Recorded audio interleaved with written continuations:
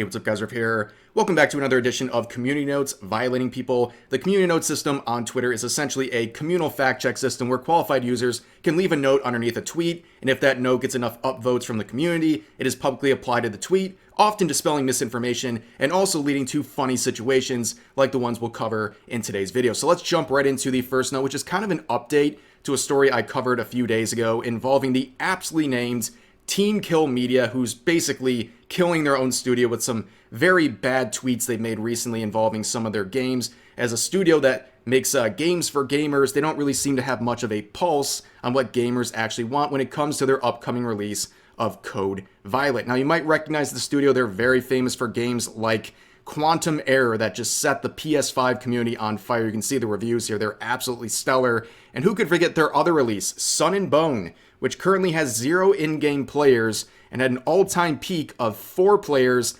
3 months ago.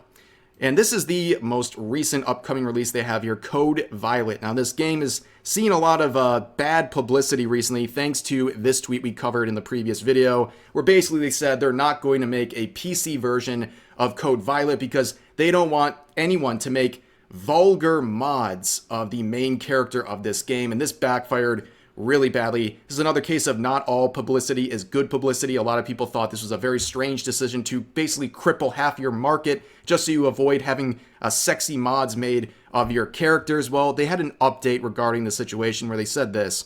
What is happening right now with Final Fantasy VII Rebirth on PC is exactly what we have experienced even though we're a small studio. It happened on the first day of our very first game released years ago, Kings of Lorne. So for those ones who have accused our game Sun and Bone of having low player counts on Steam, go search Sun and Bone torrent on Google and you'll see why. We released Sun and Bone on the EGS first before Steam, and it was instantly pirated. On both games we have released on PC, the result is low player counts and loss of revenue. In addition to not wanting poontang mods of our games, we can't devote time and resources into something that will be pirated and given away for free. So you can see here they get hit with a community note saying Sun and Bone was released under the radar, so no one ever heard of the game, and those who did play it were met with game-breaking bugs, broken AI programming, unstable FPS count, and multiple stuttering. Absolutely eviscerated by a note. They're trying to basically say that our game was crippled from the start because people started pirating it, and that's why the numbers on Steam are so low. It seems like a bunch of excuses, and also this comparison to the Final Fantasy VII Rebirth situation is a ridiculous comparison. They don't want sexy mods of their characters for this Code Violet game, and they're comparing that to what's going on with Final Fantasy VII Rebirth, where there is a mod right now that is essentially stalking people. It allows people to stalk characters across accounts. You can get account information, and some people have also claimed that they're getting like payment information from people thanks to this mod, and the only way to opt out of this is to go to the Discord server of the mod in question and request that you're basically opted out of this. It's insane. It's a big breach of privacy, and it's something to be concerned about. So the fact that they're comparing their situation to this Final Fantasy modding situation is a very disingenuous comparison. But as always, we have developers melting down. We've had that happen over the past couple of days. So channels like mine have been eating good. And speaking of eating good, you will be with the help of today's sponsor. That's right, ladies and gentlemen, the Giga Chads at Factor have returned to sponsor this video. Get 50% off and free shipping on your first Factor box using my link. Click the link in the description or scan the QR code with your phone. Now, what is Factor? It's a trusted pre-made meal delivery service. Every fresh, never frozen meal is chef-crafted, dietitian approved, and ready to eat in just 2 minutes. And with a weekly menu consisting of 35 options, there's always new and delicious meals to try. Factor will bring fresh meals straight to your door without the hassle of having to leave the house to shop at the grocery store or having to waste time cooking. Because let's face it, why spend your time there when you can spend your time here at home watching people get destroyed by community notes on Twitter? And with just 2 minutes of prep time, Factor will have you dishing out banger meals with almost no effort at all. As I always say, if you're familiar with this channel, you know I only promote services I stand by. I'm not just a partner with Factor, I'm also a loyal customer. I also love Factor because they offer not just delicious meals, but also high protein and diet conscious meal options for people like me who want to maximize their gains at the gym. So if you're interested in trying out Factor, click the link in the description or scan the QR code with your phone. Welcome back, guys. So it's been about 6 months, and that means we have to talk about the cosplayer Yuki because Twitter users are once again attacking this poor woman and labeling her all kinds of awful things simply because she is short and petite. You can see Yuki here. She does a lot of cosplays. She's currently 24 years old, and the bugaboo here with Twitter is that she is 4'11" and petite. And anytime she cosplays, people freak out because for some reason they think they're the normal ones when they see an adult cosplaying a character, and all of a sudden they immediately start thinking of children. Like I said, they think they're the normal ones, which is very strange. You might remember this cosplay in particular. We talked about it, and it makes the rounds on Twitter every once in a while where people attack her. This is her, right? She's a short woman, adult woman at the time. I believe she was 22 or 23, cosplaying as Tatsumaki, who's in her late 20s, and also a fictional character, and people were freaking out over this multiple times. And unfortunately, this user, not their intention, they brought this up regarding another conversation, and this would launch another attack on her involving a different photo, this one, which apparently is illegal content, as some people have suggested. Yes, this photo. You might be wondering, well, what's wrong with this photo? It's an adult wearing a dress. What's the big deal? Well, let this very enlightened individual explain to you why this person should be attacked for this cosplay, or in this case, just wearing an outfit. This person said, got witch hunted for this last time, but she wears kids' clothes and backpacks in her OF content. So, ladies and gentlemen, let me introduce you to the backpack of consent. We've gotten that far. It used to be the height of consent. People would say if you're shorter than a certain height, people can't be attracted to you or that's predatory. Now we have backpacks. If you're wearing a certain backpack, you're doing something wrong. And this tweet would go like super viral, by the way. It gets 6.5 million views, 112,000 likes. I would like to believe this is heavily botted, which is pathetic in its own right. You know, obviously, if you spent money to bot likes on any tweet for that matter, you're an absolute loser. Or there's the alternative here that there's 112,000 people who genuinely believe this, which is really not that surprising for Twitter, but you can see the notes applied here. The poster is claiming the cosplayer is posting predator bait, with the only evidence being an old photo of her wearing a Randuseru backpack. While the backpack is famously worn by children in Japan, it is not exclusively worn by them. Check the bottom of this article. So yeah, all of this over a backpack. Slandering someone in front of 6.5 million people, all because she wore a backpack with her outfit. It's absolutely insane. And then, in the most predictable clout-chasing move ever, the individual who made that post, at the bottom of their thread there, would plug their Twitch stream. So predictable. Every time these cloud chasers go after people like Yuki, that's what they do. That's their move. It's all about attention. They don't actually care about any of this stuff. All they want is attention, and they'll do anything to get it. And by the way, after all of that, right, going viral, attacking Yuki, this person got like 8 people in their Twitch stream. That is a reminder that likes and even follows on places like Twitter don't actually mean people like you. Right? I see this all the time, especially with people who are terminally online and constantly complaining about things and attacking people for clout. They get posts going viral every 2 seconds. They get a big following on Twitter, and then they think, oh, everyone must really like me. So I'm going to go over and start streaming on Twitch or start making YouTube videos. And then no one shows up because people weren't actually interested in you as a person or as a content creator. All they cared about was virtue signaling points and dogpiling people and, kind of just engaging with drama posts. They don't actually care about you or your content. And this is just another example of that. But Yuki would quote them saying, using the attention you gained from defaming me to promote your Twitch account is pathetic. This proves you never had good intentions. This was never about the truth or morality or protecting children. You just wanted your 30 seconds of fame at the expense of my reputation. You are despicable. Yeah, there's nothing else to add there. That's very well said. And then there was some more weirdos acting up here. This person saying, I have never dressed up as a child, end quote. And it's you in a Japanese schoolgirl outfit wearing a backpack with a bunch of laughing emojis.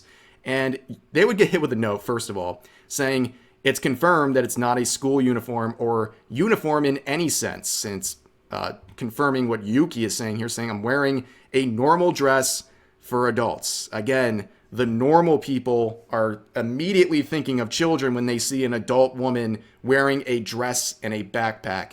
But anyways, hot take here too. Who cares if she's wearing some sort of uniform? Like, are we going to have this same energy for the thousands upon thousands of cosplayers who cosplay as anime characters and they wear school uniforms or sailor uniforms or anything like that to go with cosplay? Are we have that same energy for those people too? I highly doubt it. The only reason they're going after Yuki in this case or having an issue with people wearing these uniforms or the possibility of wearing the uniforms is because she is short and petite and they have their own very strange complex about that. But there are some more interactions here where one user, this user right here, which by the way, evil man-hating lesbian rad femme, predictably attacking other women for no reason, said that basically she knows exactly what she's doing because she's wearing pigtails in that photo. So Yuki says, so adults can't wear pigtails now, or is that just petite adults? And this person says, once again, being purposefully obtuse. It's the whole get up, the backpack meant for elementary students, the pigtails styled like a kid, like there's ways for adults to wear pigtails. You aren't doing that, coupled with the sexual nature of the image, like you are predator baiting, where Yuki very fairly asks, what's the adult way of wearing pigtails? And then further replies saying, no, genuinely, please enlighten me so I can ensure I only wear pigtails the quote-unquote adult way. Yes, ladies and gentlemen, we got a 2-for-1 special in this video. We now have the pigtails of consent, which apparently adults can wear in multiple ways, in normal ways, and also apparently in predatory ways. How that actually happens, clearly this person cannot explain. They just wanted a reason to go after Yuki, and yeah, that just shows the insanity of the people we're dealing with here. But let's move on to the next set of notes here. This is a very bizarre situation. So I sat at all the related tweets involving this next phase here of the video, and I still can't decide if this person is legitimate. Like if they're trolling, they're crazy, or they're being just very honest and sincere. I don't know, but that's for the viewer to decide. So we have this post kind of summing up the initial events here, saying, this is insane. A legitimate artist bullied out of existence. For what reason? At what point does this kind of stuff start to deserve actual consequences? This platform is so unbelievably hostile to artists at this point, I don't even know what to say. So here's what they're referring to. This user right here is going to be the main protagonist of this arc here, named Zentry, said, can't unsee it. And in this tweet with 13,000 likes before it was deleted, insinuated a Japanese artist was using AI and trying to pass it off as legitimate art. Now, this is a big problem on specifically Twitter, where, you know, people are absolutely hysterical about AI. I understand that people don't want AI to take over everything, and it's a very bad thing when artists use AI and try to pass it off as their own legitimate art, but that is not the case. 90% of the time people are accused of using AI with their art. And this is just another example of that. People are very, very witch hunty with this stuff. And here's an example of that. All you got to do is grab someone's art, draw a bunch of red circles here and there, and then put question marks next to it, and then say this is AI. And people will believe it. It can really hurt someone's reputation. And here's an example of that. Like, what are they even trying to say? Right here it points, no ribs. That's proof that this is AI? But the result of this was a terrible one. This artist would deactivate as a result. They were literally run off of the internet because of this person and their accusations, their false accusations. And honestly, I don't really blame artists like this, especially overseas ones, because it's probably very confusing and scary as to what's happening. You all of a sudden have a flood of people speaking not your native language, attacking you, and you don't even understand why. Like, of course, a lot of these people will deactivate and run away because it's an insane experience to be a part of and subjected to. But then the response to this, because people go viral clapping back at this person and their false accusations, leading them to delete the post and then make this tweet saying, I was wrong, I am so sorry, took post down. And they got hit with a note saying, additional context, this user made a big mistake confusing a real artist with AI. This ended with the artist being bullied and closing their account. And then the next day, they would make this post, I guess, reacting to that one, saying, PSA, I falsely mistook a very real artist's last post before they shut down their account as AI and was a very hurtful person for it. The account has been blacked out, comments were off, and I evidently live under a rock. I deleted the post because I was wrong. The art was cute. I blah, blah, blah, blah, blah. They got hit with another note saying the user does not regret the harassment campaign she started, and she says she'll do it again in the future because it is fun, referring to another tweet that I believe was also deleted as well. Then the next day, they make another set of tweets, a thread, drawing out their feelings. Anytime I see a Twitter thread where someone's trying to address something seriously and they're using their own arts to do it, you know you're about to read absolute garbanzo. And this is another example of that. I'm not even wasting my time. They're like having a meltdown and like trying to explain the situation. Then the character that was drawn by the artist is now whipping their OC. It's like, I don't know, log off at this point. This is kind of crazy. And then the next day, they make another post, this time translated from Japanese. It says, I am the biggest idiot. I am so sorry for making such a stupid claim with no basis. I am ashamed that I ruined something you obviously love. What you made is crazy. I say again, I am so sorry. Best of luck. So now they're trying to speak in the native tongue of the artist they attacked. And then the next day, they say this, see, I really just don't care. It was all just cloud chasing, and then they got hit with another note. I've never seen someone get hit with so many barrages of notes before. The note says, this user is farming engagement at this point, shown no true remorse, game and baited, and incited harassment that drove another user off the platform. They've prioritized views over accountability and ignored key issues. Please report this user for the appropriate reasons. Dang. They got absolutely bodied by this note. And I'm going to do one more quick note for this situation. Clicked on the wrong one, but it's very straightforward here. So everyone's talking about Marvel Rivals. I don't think that's too surprising. And people are trying to complain about the appealing character designs, especially of characters like Sue Storm, right? And here's the Malice skin for her. And people are very upset about these attractive and appealing designs of the female characters. We have users like this going viral saying, so at Marvel Rivals, are you going to do this to the female characters only? Or are you going to do these to the male ones too? It's really weird. And this would get 47,000 likes. Like, are people really this dumb? And as this points out here in the note, apparently they already did, and OP knows it. And here's one of the examples of characters, or male characters, being shown in a fan servicey type way. And there's a million examples of the male characters having designs like this. And the person who made that tweet, they knew it. They're just trying to engagement bait. And unfortunately for them, that got stopped by the note. But then again, they were never making revenue on that tweet through ad sharing because they don't even have a blue check mark. This person is doing this for the love of the game. They're just doing it for attention. That is absolutely wild.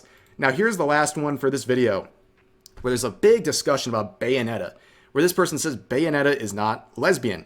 And this user, Dr. Sassy, says Bayonetta is a queer icon. She is camp. She is a drag queen. That's very offensive. You don't even know what gay is in gaming, and yet you can say certain games are and aren't gay. But again, I am 100% certain that some people working on the majority of games are queer. And the note says, while the queer community does hold Bayonetta as a gay icon, some got angry when the storyline of Bayonetta 3 indicated her relationship with a male side character, Luca. Official artwork showing the happy couple was released 1 year after the game's release. And here it is. This image will forever haunt weirdos on Twitter. It completely destroyed their headcanon, and this makes people seethe. I've seen death threats over this image. It's absolutely insane. But for now, that is going to do it for this latest round of community notes violating people. As always, feel free to share your thoughts about today's various topics in the comment section down below. Hope you guys enjoyed the video, and I'll see you next time.